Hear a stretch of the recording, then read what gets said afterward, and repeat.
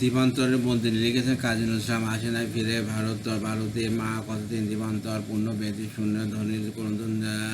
১৫০ বছর। সপ্ত সিন্ধু ১৩ নদী পার দ্বীপান্তরের আন্দামান রূপের কমল রূপার কাঠি কঠিন স্পর্শ যেমন যেখানে মেলান শতদল জেতা শতদা ভিন্ন শত পানির শস্ত্র ঘাস যন্ত্রে যেখানে শাস্তি বসায় বিনা তন্তি কাটিয়ে চায় সেখানে হতে কি বেতার সেতার এসেছে মুক্ত বন্ধ সুরা।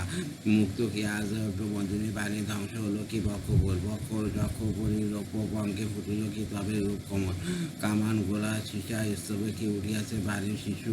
মহল শান্তি খুঁজিতে শুভ হলে কি রক্ত সোদার খুন খারাপ তবে কি কিসের আত্ম আরতি কিসের তরে শঙ্করম সাত সমুদ্র ১৩ নদী পার দেবান্তর আনন্দমান বাণী জেতা ঘানি টানে নিষেধে বন্দি সত্য বানিয়াছে ধান বাতাস জীবন চুয়ানো সেই ঘানি হতে আরতি তেল এনেছ কি হোমানল হতে বাণীর রক্ষী সে বীর ছেলেদের চর্বি কি হাই শৌখিন পূজারী বিতায় দেবীর সঙ্গে দিয়েছে ভূ পূর্ণ বেদি শূন্য ভেদিয়া কন্দ উঠিতে শুধু পূজারী কাউকে দাও অঞ্জলি মুক্ত ভারতে কয় আইন যেখানে ন্যায় শাসক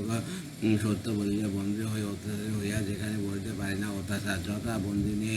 সীতা সম বাণী হইয়াছে বিচার চেরির মার বাণীর সুখ মুক্ত শতদল যথা আকাল লইবিল বিদ্রোহী পূজারী সেখানে এসেছে কি তুমি বাণী পূজা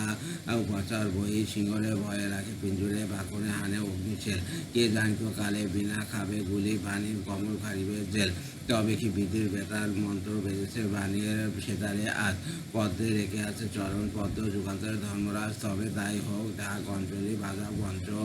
জন্ম শাক দ্বীপান্তরে ঘনিতে লেগে আছে যুগান্তরের ঘূর্ণিপাত খনি মনসা